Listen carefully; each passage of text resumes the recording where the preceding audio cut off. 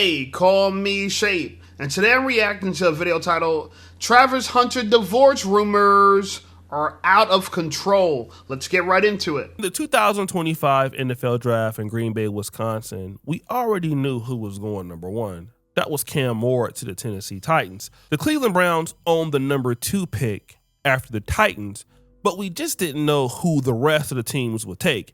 It was a toss-up, and that's interesting because another team, the Jacksonville Jaguars, would pay heavily to get the number 2 pick from the Cleveland Browns. The Jaguars initially had the number 5 pick, so what did they do?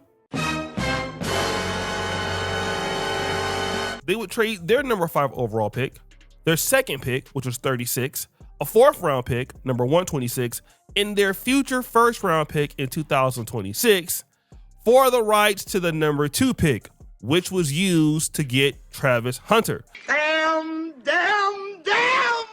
That's a high cost for anybody, but Travis Hunter was the man. He just won the Heisman Trophy at Colorado, and he played both ways.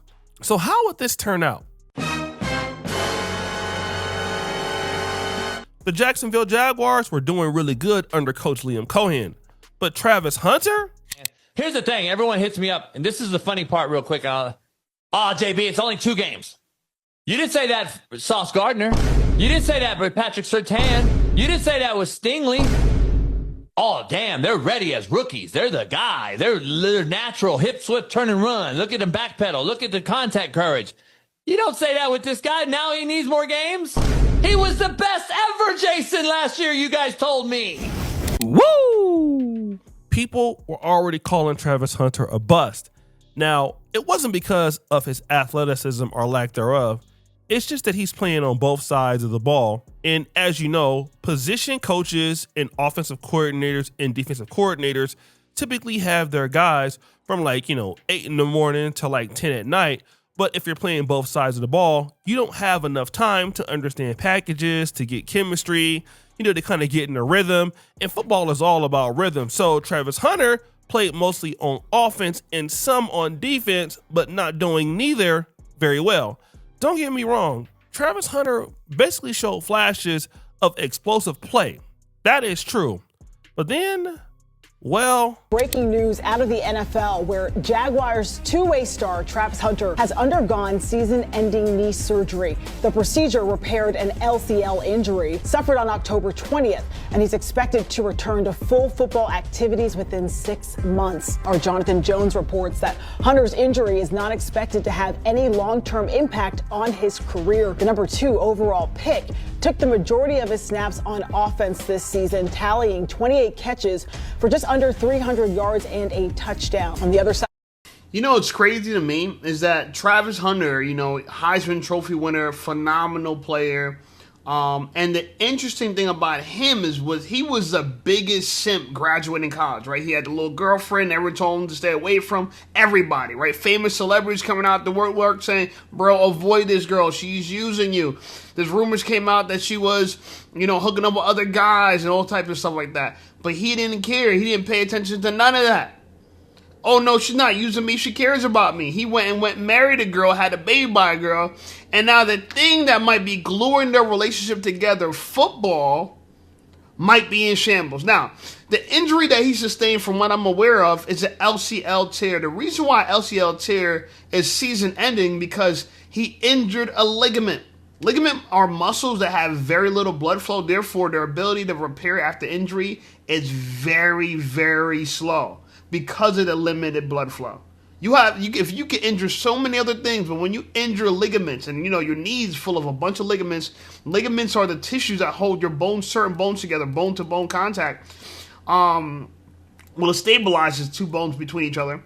And the LCL is this lateral cruciate ligament, I believe it's called cruciate ligament, but it's at the very side of his knee. And that's for stability. If that's gone, there's no way he's playing. Now the question is, he's looking like a bust. Is he able to recover from this and then improve his career? Because up to this point, he hasn't been looking that great. Right? And you don't need this to happen right now if you're Travis, because everything's banking on your football career. So this doesn't look good. I'm assuming he's going to have a lot of trouble at home. Ball He racked up 15 tackles and 3 passes defended. Travis Hunter would tear his LCL in a no contact situation in practice. This put him out for the entire year. And of course, it led to the critics.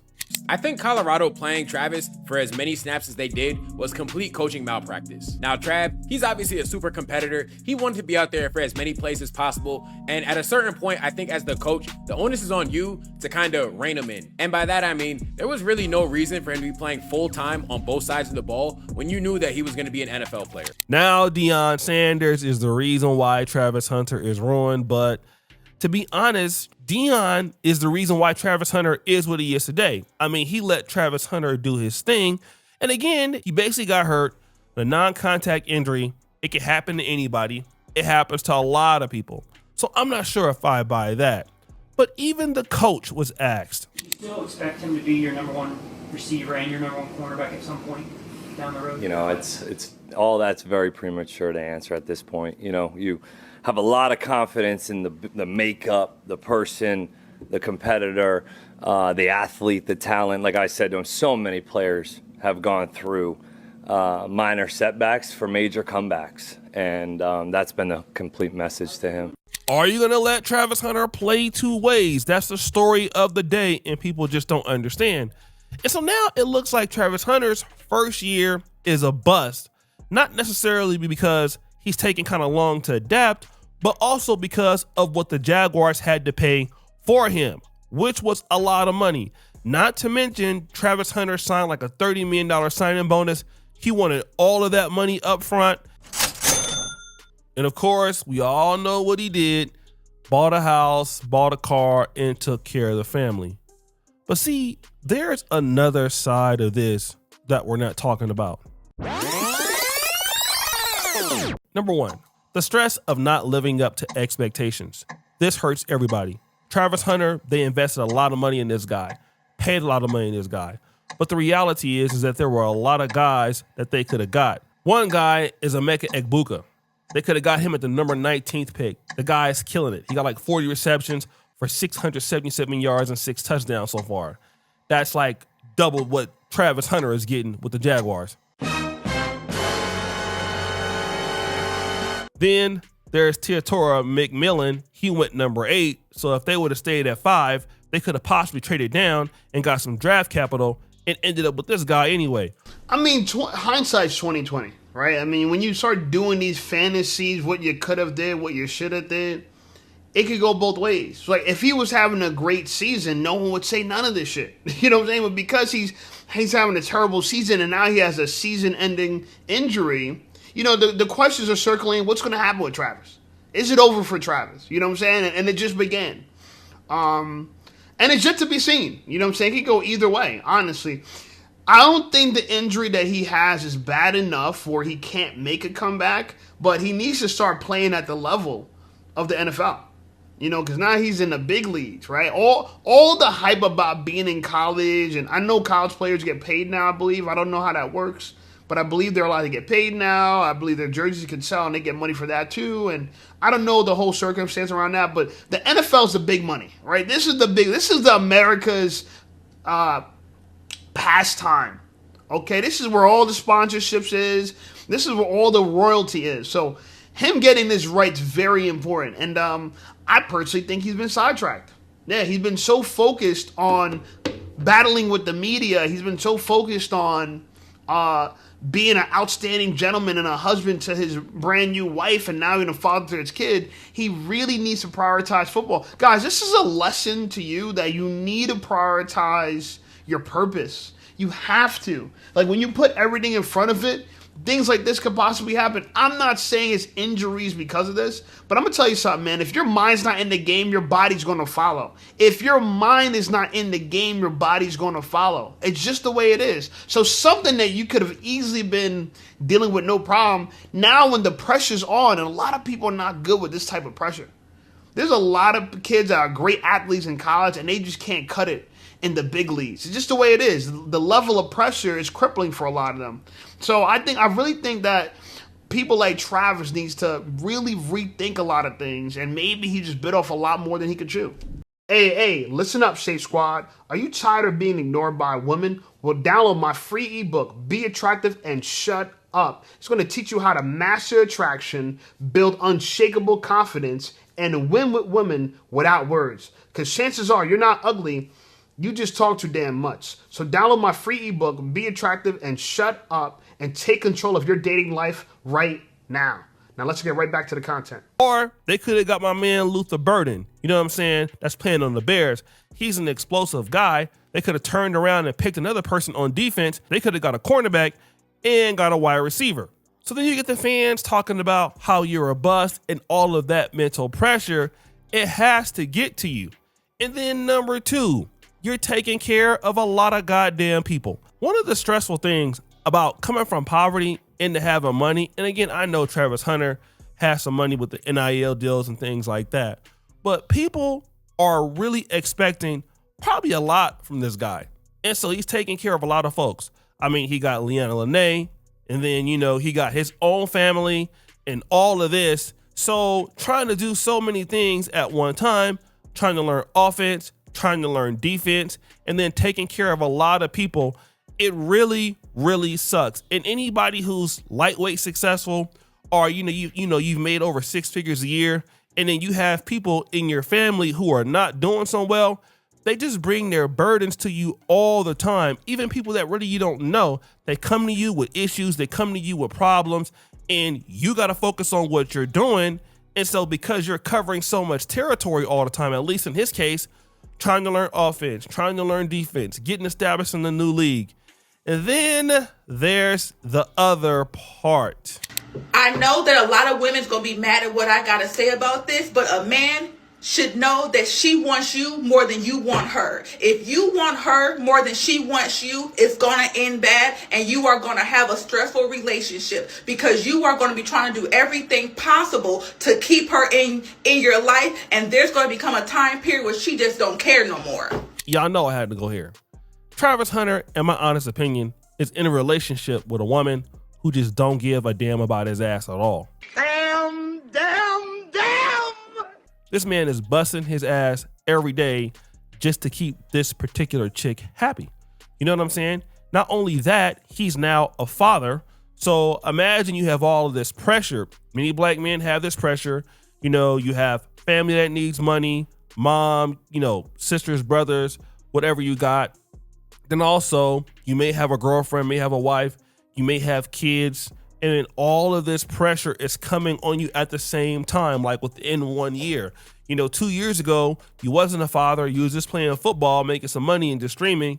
And now, you got a whole city depending on you every day, people writing up stuff about you. And then you have a girlfriend or wife now who was cheating on you and you ignored it. And you're basically doing everything you can to keep her happy because deep down, if you lose this bag, she is gone. And it is 100% true. She's not going to stay around. And another thing too, if you don't perform very well in the NFL, you also won't stay around there, right? And all of that is pressure. I don't care what anybody has to say. It's a lot of pressure. Think about it this way, right? Everything that we have as men is conditional. You just laid it out for him. His entire life with his girl, with his career, is all contingent on his ability to perform. If he can't perform, he loses everything. You know what amount of pressure that is for a man, let alone a young man, who's still coming into his own, who's still developing his character, who's still developing his rigidity. This shit is tough.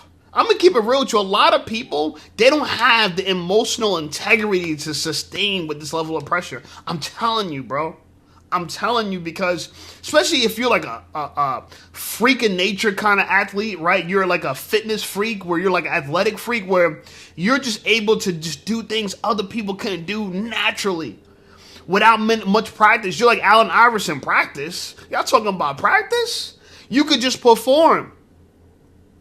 So now when, you're not feeling it, your game's a little off, you're thinking to yourself like, damn, what the hell? You don't know what's going on. You're losing your footing. And I think to myself, I'm like, bro, anybody in his position would be struggling. Because think about it this way, right? Travis still represents what it means to be a man and still have a heart, still not turn cold. Like, we all knew it as like when we really believed that girls actually gave a fuck about us and we genuinely loved them. We all knew it was, so we got that first heartbreak and we realized bitches ain't shit. Before you get to that point when you realize bitches ain't shit, bro, you have this unsustainable optimism.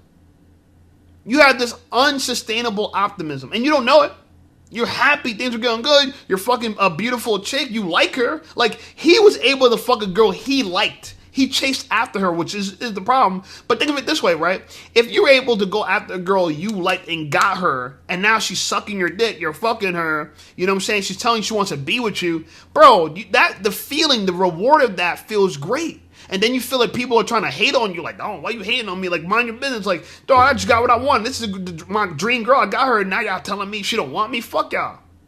So, of course, he's going to be resistant to that. You know what I'm saying?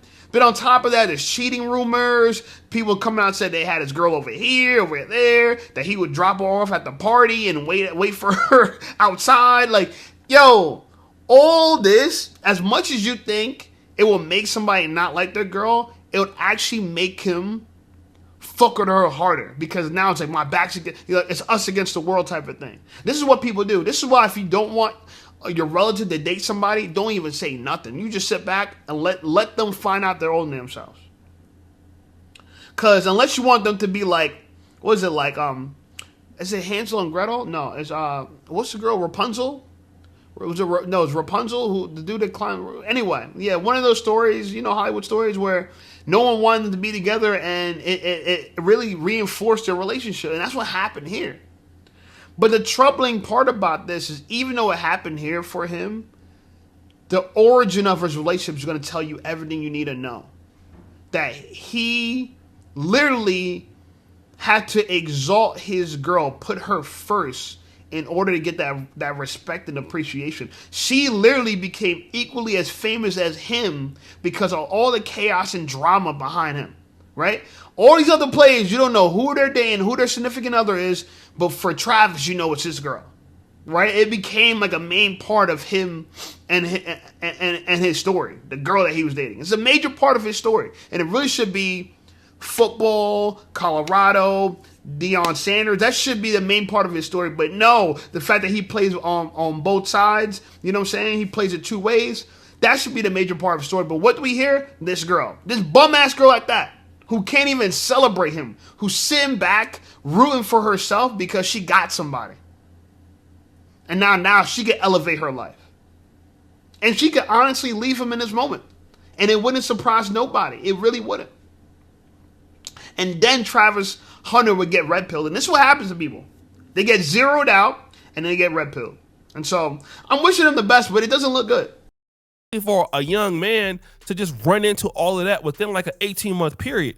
I mean, we have guys that are like 40 and haven't been married, and 45 and haven't been married, and 30 and haven't been married. So imagine a young kid, like not even 22, 23 years old, running into all this money, running into all these demands, having to take care of a kid, having to take care of a wife, having to take care of his family, and you're not performing on the field. Damn.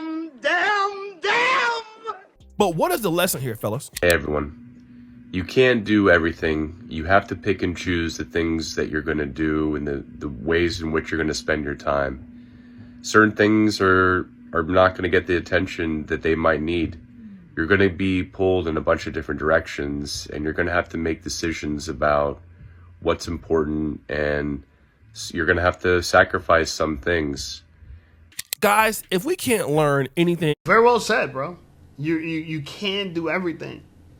This is why if you're going to pick and choose what to prioritize, your purpose comes first, bro. You come first. You have to, as a man, you have to be very selfish in this life. I'm telling you. As men, I feel like we're naturally very giving. We feel like we got to die for our people. We want to take care of our people. We want to take care of the homies, our girl. We want to take care of everybody. But who's taking care of us? Who's taking care of us? Some deep shit. Some real lessons in this, and we're gonna keep in. I'm gonna keep keep following this story and see what happens. I'm rooting for him. I really am, because I understand This is just an innocent dude, bro. He really is. You can see him in all of us, bro. We are all of us were at that point where we really believed in when we really believed in love. We're the true lover boys, and we're the true romantics, and we really believe that people gave a damn about us. And it's only until we get burnt we realize, oh shit, every man for himself. Every man for himself. Anyway, like the video, subscribe to the channel blowing up. I appreciate you guys. Check out some of my other videos, and I'll see y'all over there.